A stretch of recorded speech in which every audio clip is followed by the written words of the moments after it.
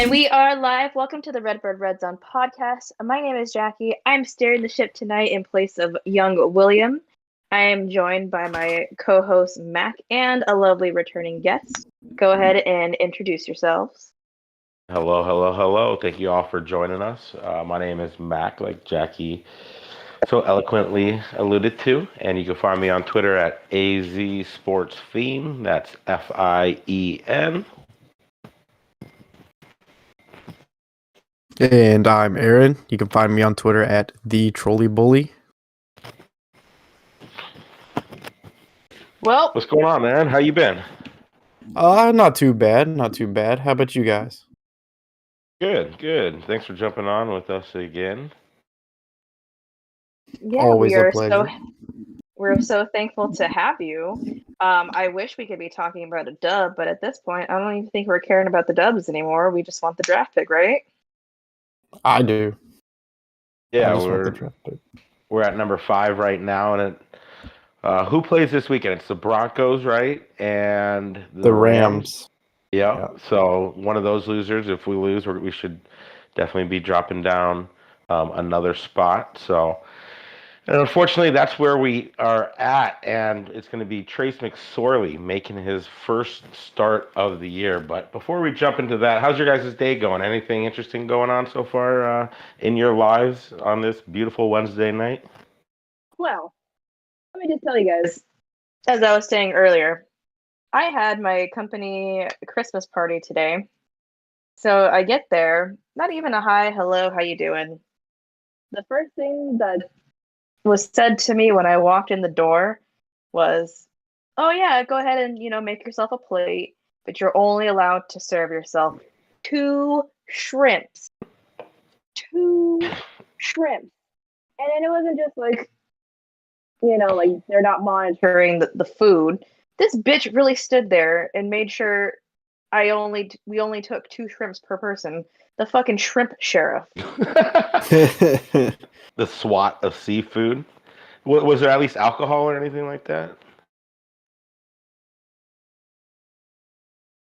Oh, can you guys hear me?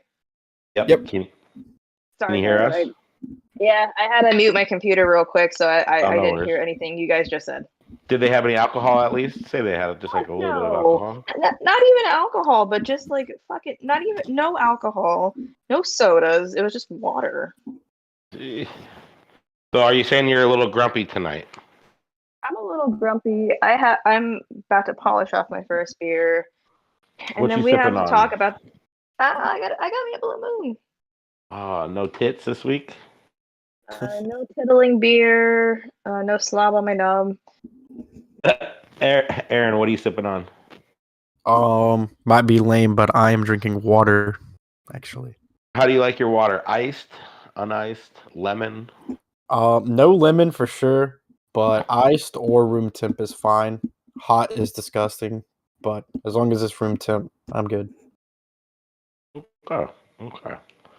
So Jackie, were you guys able to watch last week's game? Were you working at the fucking security of shrimp, the seafood of fucking twat ladies office building, or were you able to watch the game? No, yeah, I was actually able to watch the game. And let me just tell you, like, this season has been a blur in like the worst way ever that I forgot we were talking about the Broncos. I'm on the Patriots game. So yeah, no, I was able to watch a little bit of it, but at one point I'm like, all right, this is about to either end in a tie. So I'm just gonna turn this shit off. And then by the time I got home, like settled in, checked the score, I'm like, oh cool, we're getting her fucking cheeks blown out again. Was there any positive that you guys took from that game? Anything that kind of like stood out that maybe? I know it was ugly, and you lose to Brett Ripien. The Broncos put up the second most points they have all season. You make Latavius Murray look like a Pro Bowler out there. But was there any sort of positive takeaway that you guys can think of? Anything? If not, I mean, it's totally fine. We lost to the fucking Broncos. Other than getting a better draft pick, it's not easy. The only thing I could really come up with was Trey McBride. You know, he tied his career high with 4 catches, had career highs in 13.75 yards per catch and 55 yards. So that's really the only bright spot I could look at. And then just rewatching the game a little bit, I thought Josh Jones also played really well at left tackle. But other than that, was there anything that like stood out disappointing for you guys? Or obviously Colt McCoy gets hurt, and we're going to see Trace McSorley making his first career start. Are you guys going to tune in this weekend? You guys ready for a little bit of Trace McSorley or what? How you guys feeling about this week? So I only watched the first half of last week. I had a Christmas thing, so I didn't even watch the second half. And when I did check the score at the end, I was like, how in the hell did they put up that many points? Because at half it was what, 9-3 or 9-6, whatever it was. And then it ended 15-24, 27. I was shocked that many points were scored. Positives, like you said, probably Trey McBride was the lone bright spot.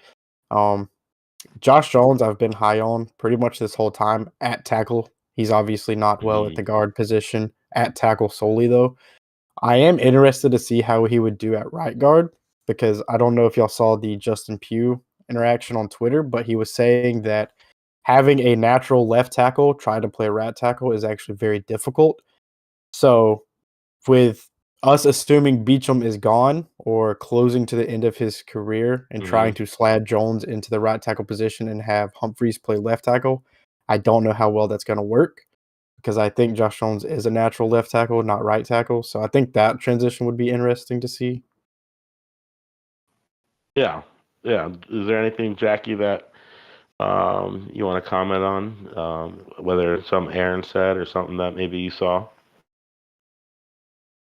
Said, and like I said earlier, this shit is a blur to me now that I can't even remember like if anybody really stood out. But he did bring up Trey McBride, and I did see he's getting a lot of meaningful reps, which like he needs it at this point. We're not going anywhere anytime soon, so just let him get his feet wet and just kind of show what he can do and why he had such a high draft pick spent on him. And guys who are not getting reps, still for some reason, god awful reason, Cam Thomas 14% of the snaps, Myjai Sanders 16% of the snaps. I think that came out to like 21 total snaps between the two.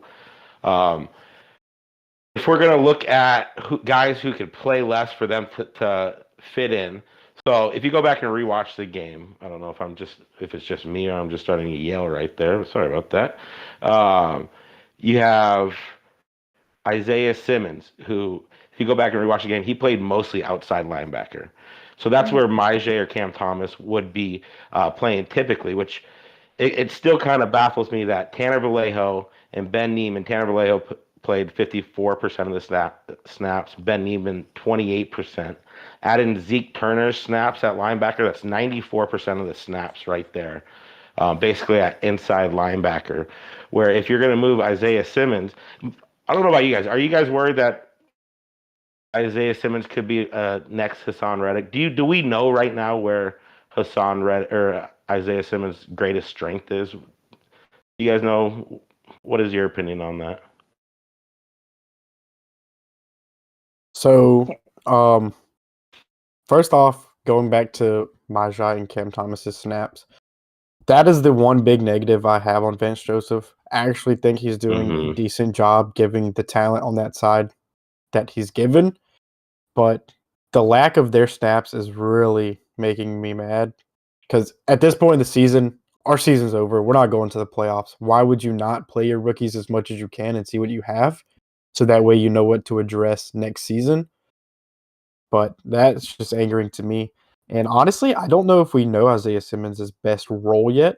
I know at least as far as PFF grades, which are suspect at best sometimes, he is the best pass rusher we have on our team when he does rush the passer. He doesn't do it very often, but the times he does do it, he is very successful at it. But honestly, I don't think we know what his best position is. I know it's not safety because we tried that star backer or whatever it was position, and that did not work. But as far as the inside backer and outside backer, I mean, he's had very good games doing both.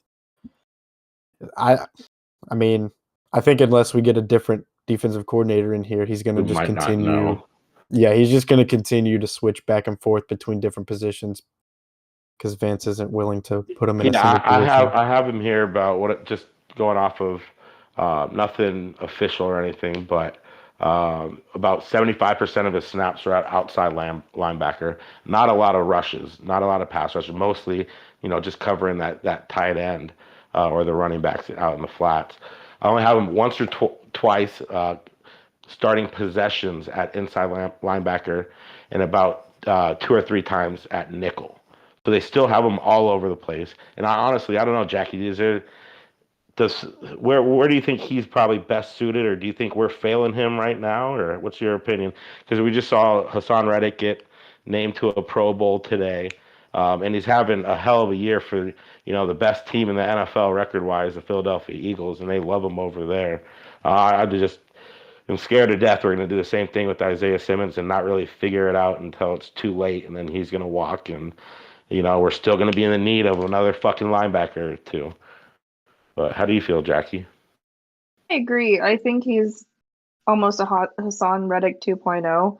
I think we just need to hone in, whether it be an outside or inside linebacker, and just stop trying to, make him this Swiss Army knife. Like, we know that he was in college, but it's college. Like, I just think where Vance isn't putting in the effort to really develop him and hone in on a skill.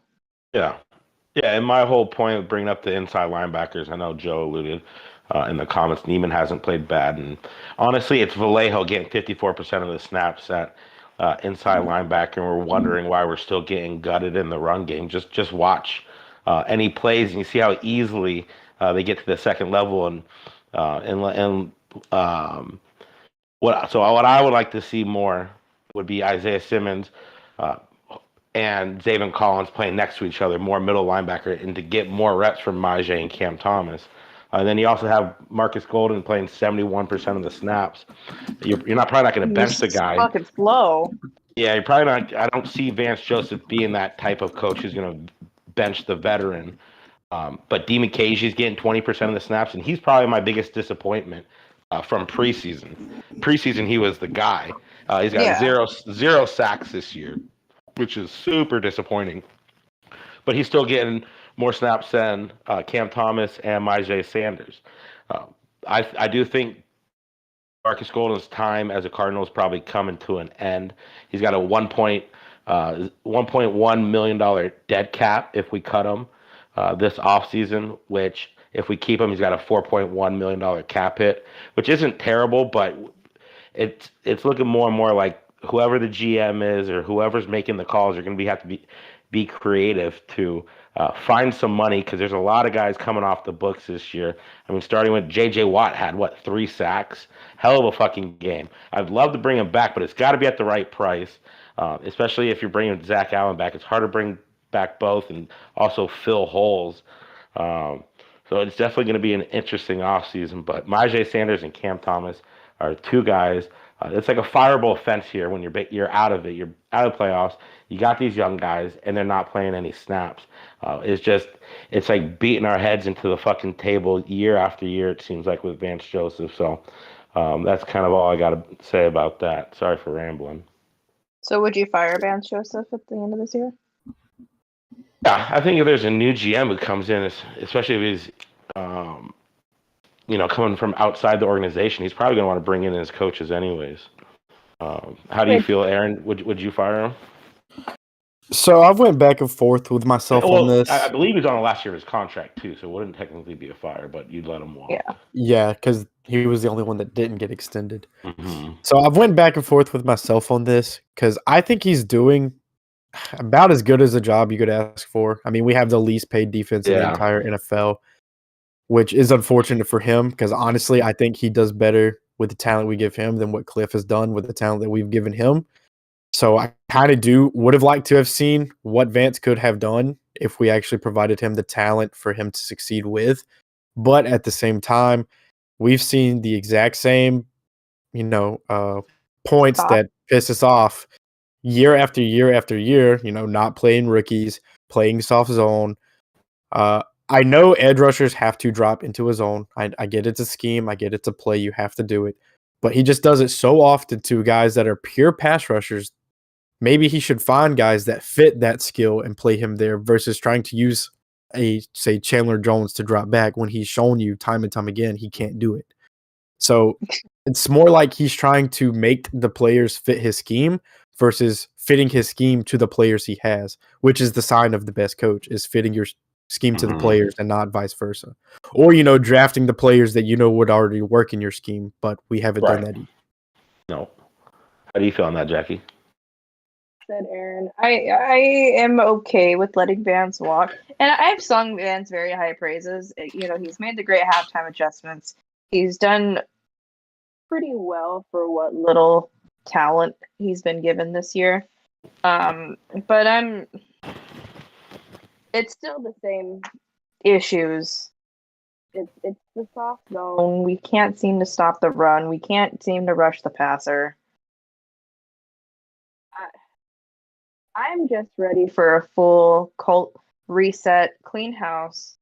We need to establish culture. We need to get a guy in here that will develop and the talent that we have to play the rookies.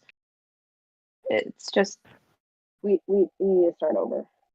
I do think there's a scenario where if they do hire Adrian Wilson or, internally Quentin Harris, either one of those guys, where we do see one or both Vance and Cliff retained, where it's almost like Michael Bidwell is just kind of, kicking the can down the road a little bit. He can almost blame it this season on Keim. If that's his buddy, he'll never do that. But he can kind of write that off in his head. Oh, his turmoil, Keim, injuries. We're going to get rid of the GM. We'll run it out one more time because I did pay Cliff all this money. And I don't want to look like a fool firing both my GM and head coach. I can kind of let Keim go do whatever he's doing. Needs to get better, and I do have a little story on that right now before I go any further before I forget. But we do have a family friend who is friends with the Keims. And I guess the weekend that my mom was telling me this week, the weekend that on what Keim gets suspended on that Monday or that indefinite leave on a Tuesday or something. It was Tuesday, right? Because it was a Monday night game. Yeah, it was the Patriots Monday. It was that Tuesday. So that weekend, our family friend, they were bar hopping with Steve Keim and Keim's wife, and that thing came and they posted pictures all on Facebook. They put all their shit on Facebook. That shit comes out on Tuesday. All those pictures are deleted on Facebook. So take it for what it is, but and it was actually the Arizona Diamondbacks former pitching coach Mike Butcher. That's kind of who our family friend is. That he don't know who the fuck I am, so whatever. He could listen to this, and I don't give a fuck if they get mad or anything like that. But insider scoop. Yeah. So, and I don't give a fuck either. When Mike Butcher was the pitching coach, I was calling for his firing, even though like a deep down the line kind of family friend that my mom's friends with. So, but take that for what it's worth. And so I do think there is a scenario where Cliff or Vance comes back. If only one guy could come back, who would it be in your guys' book? Cliff or Vance? Vance for sure for me, if I had to pick one. Yeah. Like what Aaron was saying, like Vance has done better with the talent he's been given versus what Cliff has. Cliff has more talent and has done less. I agree, but you can also look in like injuries. People are going to just roll their eyes, oh, injuries. But I posted the fucking thing, or the stats on Facebook, the screenshots, excuse me.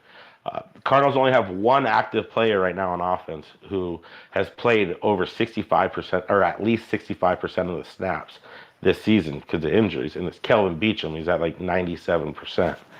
Other than that, all of our starters, anybody is below, who's still playing right now, below that 65% threshold. And even that, you only have a handful of guys who are hurt that are even in the 70s. So it just shows how much injury loss we have. But I do agree that, obviously Keim didn't make it a point to spend on the defense. And, he drafted defensively, gave him some tools. But for what that defense is costs, I mean, you get what you pay for, I guess, at this point. So, so it kind of makes sense that, the Cardinals are down at the bottom where we were 30th in points given up, I believe, or something like that still. So, and he gave up the Broncos 25 points to the Broncos and Brett Ripien, who are down also three of their four wide receivers to start the season as well. So there's injuries all around the league. So it's kind of. Before we go any further, now that you've brought up Steve Keim, I guess we do have to address the elephant in the room. He took an indefinite leave of absence, and we had covered that it was due to medical reasons. But now the speculation is that he's going to rehab. We have no sources. This is just rumors that it's rehab. So it's kind of interesting that you had brought up that he was out bar hopping over the weekend, and then now this.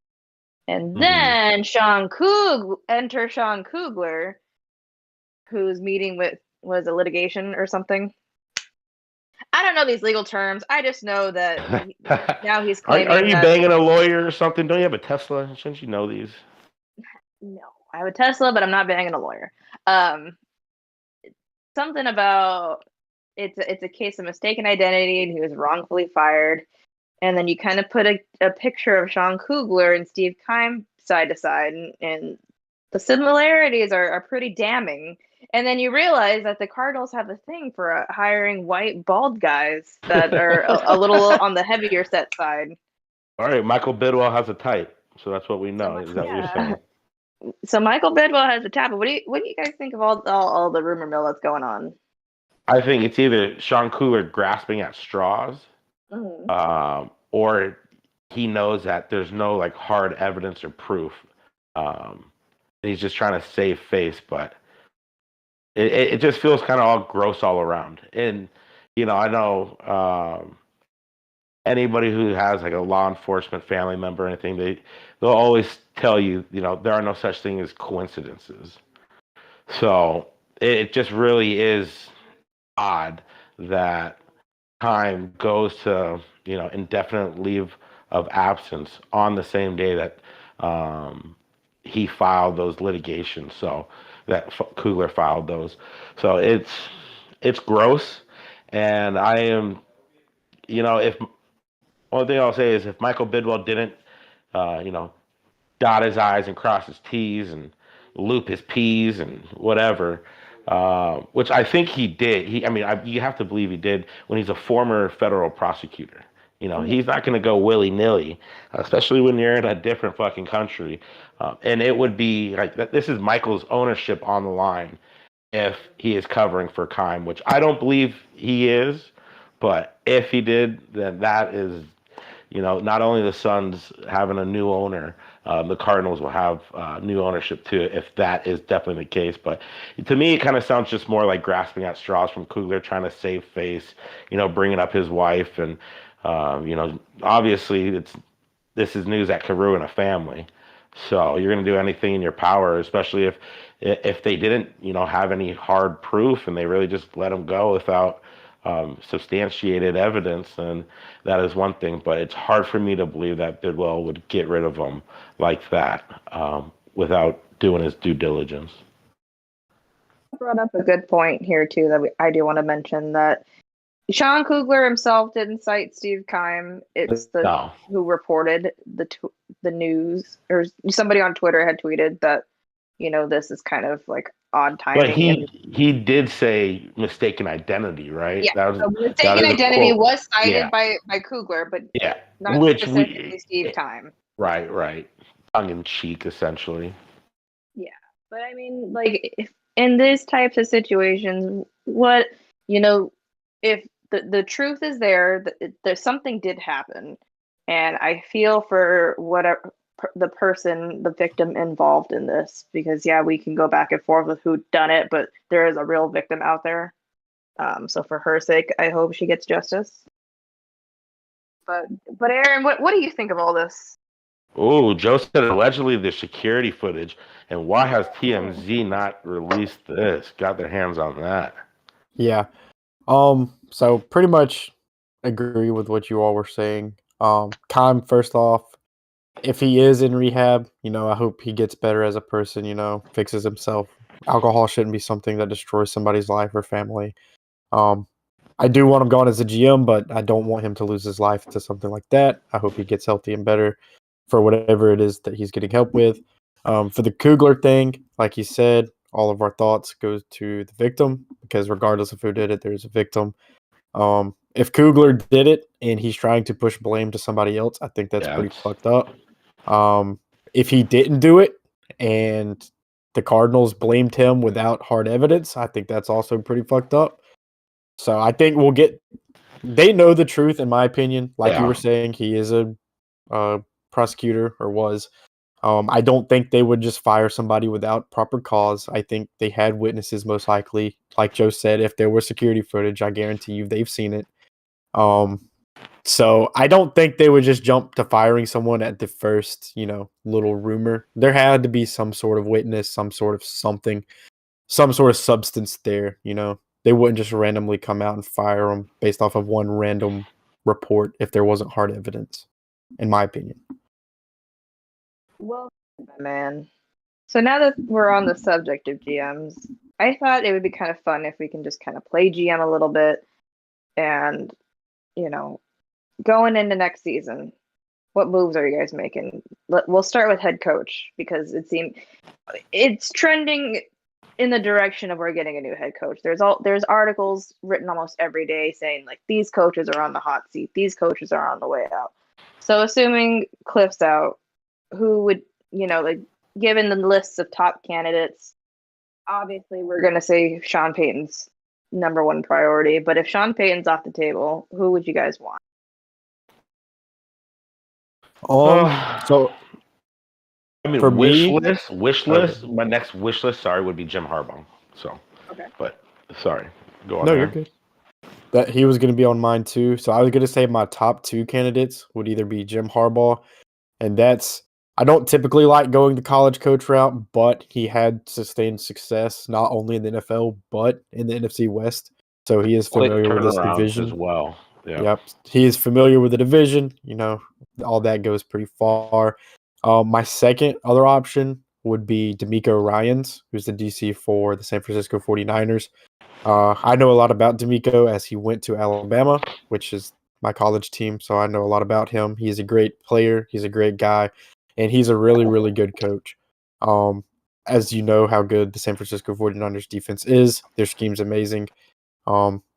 I think if we got him as our head coach and gave a proper offensive coordinator, someone devoted strictly to just being the offensive coordinator and not someone trying to be a head coach and also an offensive coordinator, I think that would help as well, personally. That's very well said. I know my husband had read me a list of candidates. And of course, Eric Bieniemy's on there, Jim Harbaugh's on there, and then he did bring up DeMeco Ryans. And then he also mentioned, I don't know the gentleman's name, but the offensive coordinator for the Eagles. I know that I think, if I remember correctly, what's their fucking coach's name? Nick Sirianni. Yeah. Yeah. When he got there, he was the sole play caller, and then they got an offensive coordinator. Am I right? Shane Steichen. Yeah, you're correct. Yeah, he's in the second year there. Yeah, I mean, and you like to made the difference for them because I think before Sirianni was kind of a big dumb dipshit, but. Yeah. I mean, you gotta like the development of Jalen Hurts, and obviously adding AJ Brown, and them being a fairly healthy team has benefited them. So that's definitely a good option. I just think the biggest thing is making sure Kyler can take that next step to being a Super Bowl caliber quarterback. We saw it for a stretch last year, but we're entering year 5 now. You only get so many years to have a real chance at a championship. In year 5, and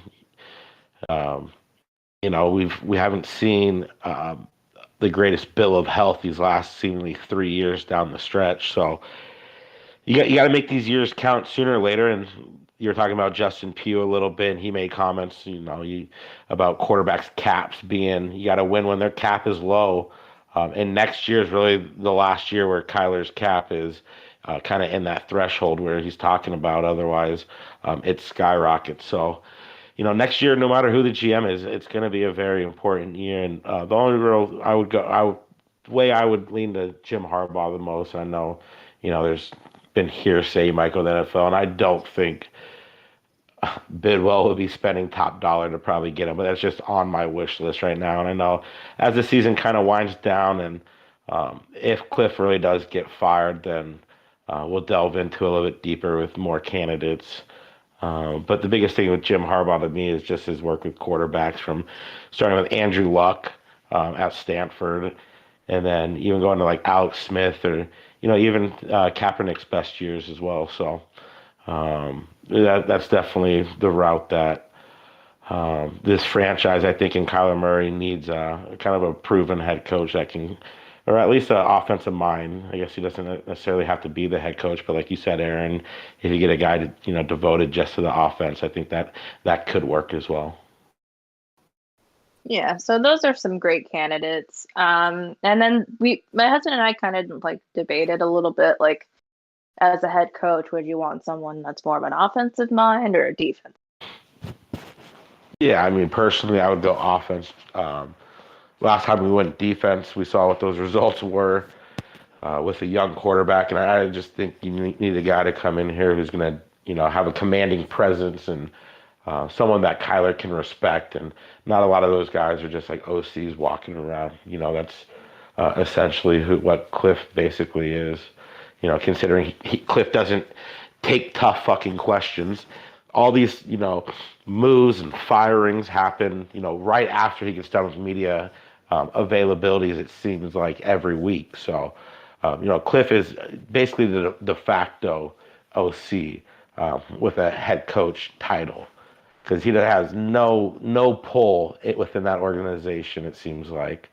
So, but that's why I would probably go offense. How about you, Aaron? Offensive coach or defensive coach? Yeah, if I had to pick, I would probably lean offense, just because that's where the strength of our team is right now. We do have a lot of money tied up in the offense. A lot of our firepower is in the offense. So it would make sense you would want to hire a coach to play to that strength. Um, I I think if you brought in the proper coordinators, then any head coach would succeed. So, like you brought up the Shane Steichen scenario, Nick Sirianni was calling plays for, I believe, almost that entire first season, and then they realized, like, hey, man, like, we suck. So, hired somebody else, said call the plays, and now they look really good. If Cliff would have done that and it worked, then Cliff could stay a head coach. But as he said this whole time, he said that he would be willing to let somebody else call plays, and then he hasn't. So we all know that was a lie, and he was just saying that. Because what he's doing isn't working. So obviously, if you wanted the team to succeed, you would make that call. But if I had to lead one way, I would go the offensive route, just because that's what our strength is. And can I just say, why the fuck is Greg Dortch only getting 10 snaps over the last 2 games? Jesus Makes Christ. no sense. On the season, he has 100 less snaps, or 130 less snaps than AJ Green. He has 15 more catches and 2.5 times the receiving yards. I don't give a fuck, outside guy, inside guy. He needs to get more snaps. Rondell is out for the year. He's more readily available than Rondell. He's got 87.5% of his passes thrown his way this year. And I feel like he's a little more consistent as far as like reliability than Hollywood. Yeah, and it's shit like that that's infuriating. I don't know if he's getting tips from Vance. I don't know how to fucking, work some of these young players, but Jesus Christ, like, throw us a fucking bone. We want to see from here on out. I think most Cardinal fans just want to see our young guys play. Guys who might possibly give us the best chance to win in the future. I do hope, Greg Dortch is with this team next year, but I feel like he's deserved to get a lot more reps than what he's been given lately, for sure. Yeah, in terms of like I said, he's reliability. He's, a guy that you can throw to, and odds are he's going to catch the ball. Or, like availability. He hasn't really suffered any major injuries. And poor Rondell. I'm rooting for Rondell. I don't want guys on my team to not pan out, but it's just a shame when he's hurt like 80. And he's not a bust. He still has nearly 100 catches in 2 seasons. I mean, I know a lot of them are short. When he is playing. It's just when he does get to play, which this is kind of a good segue. We've talked about it last week. Will had brought it up, but the topic got brought up in our group chat this morning, and Aaron was making some terrific points. Trade D-Hop. Why do you think that's a bad idea, Aaron? Well, there's a lot of reasons why I think that's a terrible idea. First, I will start with I understand the sentiment behind trading D-Hop. Yes, the season is over. Yes, Kyler may not be healthy for the first 4 games of next year. We don't know. So if you don't think we're competing, get what you can for him. I get it. My reasoning is D-Hop is still a top 5, top 8 at the worst receiver in the league currently. If you look at all young quarterbacks, all of the ones that succeed, all the ones that take the next step, have elite weapons. Kirk Cousins was as mid of a quarterback as you could get until they got Justin Jefferson, and now he's blowing it up with 2 400-yard games this year. You got Jalen Hurts, who people said couldn't throw the ball at all last year, which I don't think they watched him. But they get A.J. Brown, and now he's the MVP candidate. You look at Josh Allen, his first 2 years, he was trash. They get Stephon Diggs, now he's an MVP candidate. You look at Joe Burrow, they get him Jamar Chase. They took him to the Super Bowl. Like, young quarterbacks especially need these elite receivers. Yes, you can argue Tom Brady never had elite outside the 1 or 2 years when he had Randy Moss, but that's Tom Brady. Not everybody is Tom Brady. So I just think if you trade D-Hop, you're not going to get the value that you need to get from him. I see some people saying, yeah, you might get a first-round pick and another pick or a first-round pick and a player. You're not going to get that from D-Hop. He's over 30 years old with the cap hit that he has. A.J. Brown is 24, and he just got a first-round pick. That's it. He didn't get anything else after that. As well, no? No, we got the third one for the Hollywood trade. The A.J. Brown trade, I believe, was just a first for A.J. Brown, I think. I could be wrong. Either way, if you gave up a first and a third for a 24-year-old receiver, why would you give up a first and a third for a 31-year-old receiver? Like, you're not going to get the same return on that. You would be lucky to get a first-round pick, and if you do get a first-round pick, it's going to be from a contending team, so you're looking at a back end of the first-round pick, which pick 25 to 32 is not worth it for me to give up D-Hop, who we still have under contract at least next year, to give Kyler a chance. To having to replace that is just impossible. I mean, if you told me we traded him for a first round pick and then we drafted a Jamar Chase or Justin Jefferson, then I'd be like, yeah, sure, let's do it. But there's no guarantee in that, especially with the way this organization drafts. And I just think by getting rid of him, you're doing more disservice to this offense and especially Kyler's development and growth than you would be helping him. He's not the Mahomes effect where Mahomes loses Tyreek Hill and now he looks even better just because he's forced to spread the ball around. I don't think Kyler would do the same. I think if you got rid of D-Hop, Kyler would regress, unfortunately. And I don't want to see that. And so it looked like he went for an 18th and 101st overall pick. Okay, so he did get a first and a third.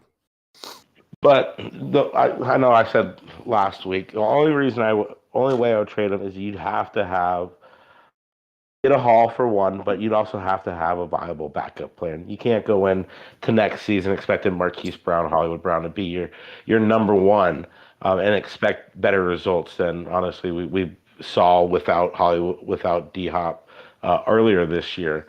Other than that, and that I am of the belief that you do like to trade guys a year too early unless otherwise instead of a year too late. But you covered everything right there. Why it probably would be foolish. And do you think that Hollywood Brown, his future signing, might play a part in what they do with D-Hop, or do you think they need to get both of them locked up no matter what? What do you think, Jackie? Ideally, I would love for both of them to be locked up, even though to me Hollywood has been kind of underwhelming. I think it's good for Kyler that he's got and it's for a stupid reason, but I think, if Kyler's got his buddy on the team, he's happy. And I think he could develop into something great. I think D-Hop kind of takes him under his wing, and we have seen some great things from him, and he's done great things for Baltimore too. And plus, if he goes, then you'd probably be looking at Rondell Moore as wide receiver 2, and then we've already talked about his availability. And just So that if height Aaron- alone, two Yeah. guys under 6 foot being 1 and 2. I think it's inevitable both are probably going to end up coming back.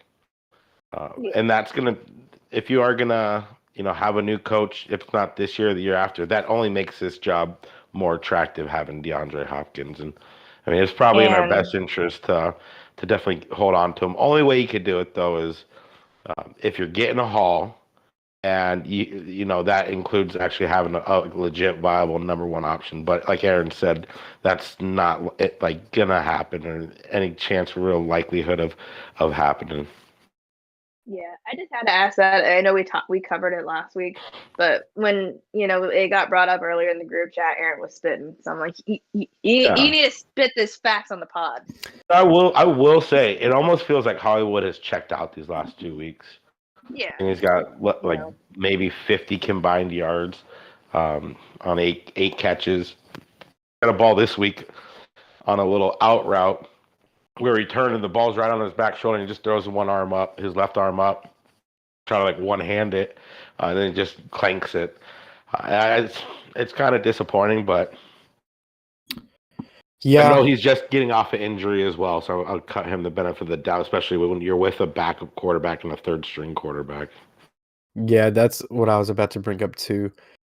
Like, I wonder how much of it is, like you said, coming off an injury. Not any injury, but a foot injury in particular. Mhm. So that's just going to affect your burst. It's going to affect your route running until you're 100%.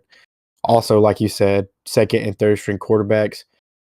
In the Patriots game, he watched his best friend tear his ACL and right in front of his eyes. I imagine that's going to affect, your mental state for the rest of the game. And at this point, honestly, nobody on our team's looking that great. I mean, for how bad of our offense has been, James Conner's still looking pretty good. So I love that. Hard, yeah. Especially for all the James Conner haters out there. But he's still under contract for 2 more years, so thank God. I mean, he needs to keep it going. Hopefully he can start next season like this. If we gave him at least an average offensive line, I think he would be a very, very good running back in this league. He's not going to be the most efficient guy. That's not his game. But he will get you 3 to 4 yards of carry with the occasional 12 to 15-yard carry. And if you give it to him in the goal line, he's going to score. And I think that's a lot of people's belief in Kyler as well. Anyone who's watched this game, you can just see how the Cardinals, for any length of time, that you just see how awful the offensive line is. You give them a halfway decent offensive line, and which was last year. The last year's offensive line was good, not great. And then injuries have just decimated it. However, Kyler Murray isn't Joe Burrow. He's not going to be able to stand in that pocket and just take those fucking beatings. You're going to have to give him a little bit more help there up front. So that is something that has to be a huge priority. The lines. How many times have we talked about it, Jackie? Since we've been on this podcast together, is building the trenches, from the ground up. And the 49ers, they're with Brock Purdy, their third fucking quarterback over here, fucking, making it look easy. They're about to go in the playoffs with maybe Brock Purdy, but I was listening to the Pat McAfee show, and former Arizona Cardinal AQ Shipley was kind of breaking down the offensive line and saying that, pretty much saying like our offensive line is shit, and that no quarterback is going to win behind the line. And it's like, yeah, you can get a quarterback in here that can get the ball out quick, but defenses figure that shit out. And if that's getting the ball out quick, yeah, you're going to be tipping that ball. You're going to be, kind of hanging 2 or 3 routes you can really do if you're, releasing the ball within 2 seconds, if that. Yeah, you get your safety that's going to kind of hang low and pick that ball off if it's underthrown. So the quick pass game is not sustainable. So yeah, what's his face? Colt McCoy had that great game where he just got the ball out quick, but it's not sustainable. Yeah, no doubt about it. Yeah, I just want to give a shout out to everyone that's tuned in. Ryan Murphy, Joe Cardinal Rule, thank you for tuning in. I saw Josh Carpenter in here. Shout out Josh, thank you. Otone Capone, thank you. And I also want to announce that we are going to have a special fan guest next week that We're also very excited about to have him on, learn how he or she, I don't want to, it's 2023, how they became a Cardinal fan. So we're really excited to have them on. So please tune in next week as well. Everyone else, Derek, Brandon, thank you guys for always being big listeners. We appreciate you guys, and everyone else out there. Just to make sure everyone knows, we are live every Wednesday night at 7:30 on YouTube. So if you are tuning into this, please know that you're more than welcome. Turn on the notifications. Hopefully you'll get that notification as we're jumping on. You guys can jump on Wednesday nights with us. We appreciate you all. Yes, we appreciate you all. And, it is kind of depressing, kind of talking about the same things over and over. Our team sucks. But, we try to make it fun. That's why me and Matt get drunk and just drunk ramble on. I'm a little more stony this week, too, than I normally am. We just have a 5,000 shirt order at the shop. So been busting ass. I got home and I got... Smoking crack? Just that green shit, Jackie. Come on, man. I know you grew up on the west side of Phoenix, but not us over here in the East Valley. We keep it classy. Yeah, no, West Valley is all about, I guess, the fentanyl pills now. But back in my day, it was crack. Don't fuck with crack, people. Mac does not smoke crack. Crack is whack. And a friend with weed is a friend indeed. Amen. Amen. Amen. So yeah, but Aaron as well, thank you for also coming on for the second time in 3 weeks now. You are a regular, I guess that makes you. Hey, whenever y'all want me, I will be here. Okay, I have a big brain with your great football takes and you're not alcoholicness. I have one question right now. DeAndre Hopkins or Christian Watson full PPR this week? Who do the Packers play? They play the Dolphins, right? Yep, in Miami. Yeah, if anyone has any fantasy football, follow Aaron. He's going to give his ad out. Yep, he gives his ad out at the end of the episode or early in the episode when we started. So he's got his own fantasy podcast. So definitely tune into him as well. But I need to know DeAndre Hopkins. I got DeAndre Hopkins in my starting lineup, but it's Trace McSorley. Yeah, as much as it pains me to say, I'd probably go Watson. I just feel like there's a lot more upside there. Yeah. If you're the favored guy and you're just looking for, I am 5 the guy to 10 I'm points, playing has Jalen Hurts hurt. Yeah, if you just want 5 to 10 points, I think D-Hop will get you that. But with Trace, we honestly don't know who he's going to throw the ball to, or if he will even be accurate with the ball, or what type of routes will be run. So I just feel like there's a lot of risk. Plus, it's not like the Buccaneers' defense is just trash. Like, they actually have a pretty decent defense. Yeah. So I would go with Watson because that should be a higher scoring game. The Dolphins' defense isn't great, but they should be able to put up points. So I could see that one going back and forth pretty good. It's just paying me to sit D-Hop, but yeah, I sat him last week. Probably the smart move. I had to take one out of my heart and use my brain. I sat him last week and it paid off. Unfortunately, paid off. Yeah. Well, hopefully it does. Hopefully it helps your wallet. So yeah, for sure. Yep. So good luck to everybody that's in their playoffs. I unfortunately did Jackie not needs get new into shoes. The playoffs. Sorry, Jackie. I had to do it. Thanks to Mr. Aaron here. Had to give you bad advice. No, I beat Colby. Pick up Eno Benjamin, start him. Do it against me. Do it. But I have fucking Cooper Kupp out for the year. Najee Harris turned out to be the biggest fantasy bust of all time. Behind Jonathan Taylor, that I had, Yeah, so your girl is struggling. My fucking quarterbacks are ass. But I have Amon-Ra St. Brown, and I'm glad I didn't trade him away. So fuck you, Colby, if you're listening. Speaking of ass, shout out to Jackie and my OnlyFans, Toes, Hoes, and Pick'ems. OnlyFans, please tune in Wednesdays after this. For our live show, where I'll be smacking Mac with the channel. Virtually. Smacking ass, I'm in. 3,000 miles away. You can get some too, Aaron. Shit. Hell yeah. Hey, it's the season of giving, so just want to give you guys all another shout out. All of our 144 subscribers, a handful of you guys in here right now. If it ends, definitely go back, give us a listen to start the episode off. I think you can fast forward to like the 4 or 5 minute mark and kind of go from there. And we do have a Steve Kime bomb as Locone Tapone. Insider scoop. Yeah, so it's probably about halfway in there. So definitely give it a look, and we appreciate you guys all for jumping in here. And every Wednesday, 7:30, we'll be back. I think I'm good on pick'ems this week. Yeah, I no, suck at we're good. pick'ems. We're good. But before we wrap up, we are shaping up to get a top 5 pick at least. Who are you guys taking with that pick? I mean, I would be doing a disservice to everyone who's ever listened to us. How I talk about building, the interiors, and that's the way I would go. I think you'd have to go, one of those top 2 defensive line outside linebacker guys. For me, I don't want to trade down. That doesn't really do much for me. I don't know if offensive line is the year this year. But right now, it's still 6 months away, or however many months are we from the draft. We'll have to see how before you know it, man.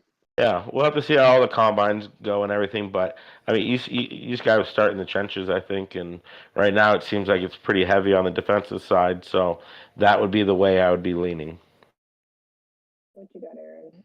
Or who, if you have a name? Yeah, that would be my 2 picks as well. If we could somehow leave this draft with one of Will Anderson or Jalen Carter, then this entire draft's a success just with that 1 pick. I don't know if at the 5 pick we're going to get one of them, but I think if we get the 3 or 4 pick, we're guaranteed at least one of them, which would be huge. What sucks is if we get stuck with the 5 pick and those 2 go ahead of us. Obviously, we're not taking a quarterback.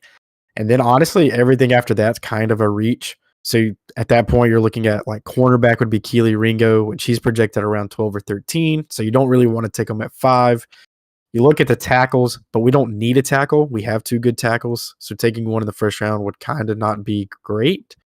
Really what we need is a center and guard, but you're not going to take that at number 5 overall. It's too early.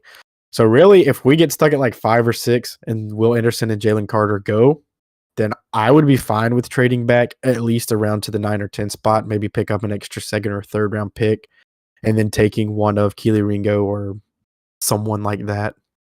You don't think he could go that high like a Sauce Gardner went, top 5? He's nowhere near as good as Sauce, in my opinion, at least not on tape. I mean, anything's possible, and like Jackie said, there's still a lot of time to go. Combine draft boards are going to change tremendously since then. I know at least on the mock draft simulator, I've routinely gotten him around the 9 to 13 spot. I know that's not gospel, but that's at least what we got to go off with right now. What I've actually been doing a lot in those mocks is trading down to the Panthers. They'll trade up to 5, and we actually gain their 1st, 2nd, and 3rd round picks, which I think is a steal. If we could move down 4 spots and gain an extra 2nd if we and can 3rd. fucking do that. Woo. So I've been doing that, and then taking Keely Ringo or like Miles Murphy, which is another edge defensive rusher out of Clemson.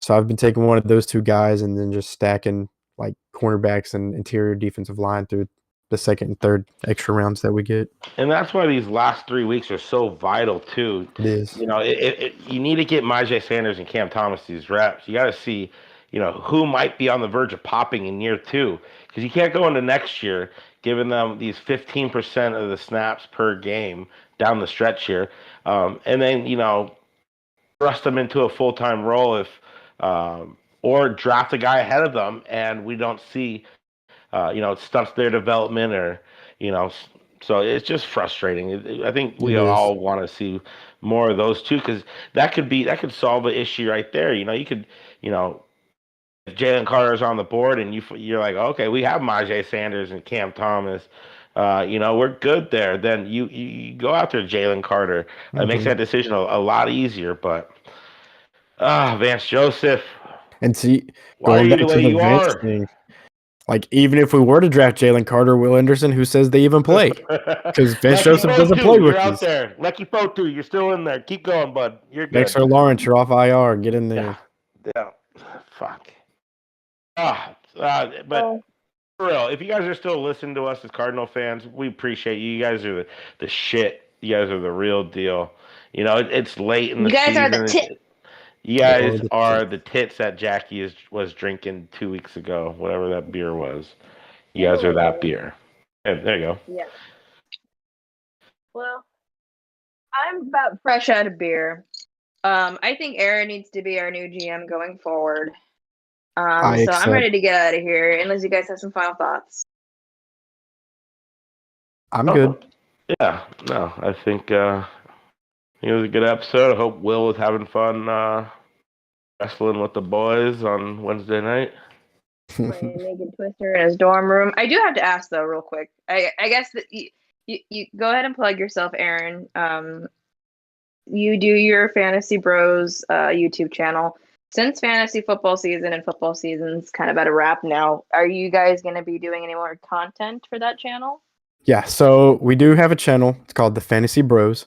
So we're trying to figure out exactly what we're going to do. I think we're just going to slow it down, maybe once a month until around draft season starts.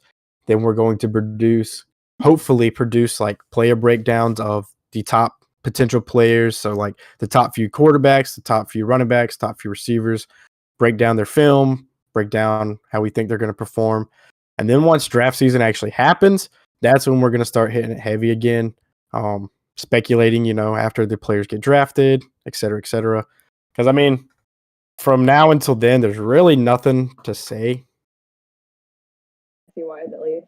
Yeah, because we don't want to just put videos out that are, just to put videos out that aren't actually quality content. So we're probably going to take at least a month or two break, wait till around draft season starts up again, and then start pumping out some more videos. Right on. Well, everybody who's listening, please check him out. I've listened to his advice. I got to the 7th seed. Unfortunately, didn't make playoffs, but I think he's kind of re-inspired to my love of fantasy, and I actually want to get more into it going forward, because I've been on a couple year hiatus where I haven't given a shit about it. But playing with him, playing in a league with the homies, I've kind of fell in love with it again. So I appreciate that, and I appreciate that we found each other on Twitter. Fingers crossed for you. Well, this just about wraps it up here. So my name is Jackie. You can find me on Twitter at JSanDiego. And my name is Mac. You can find me on Twitter at AZSportsFien. That's FIEN.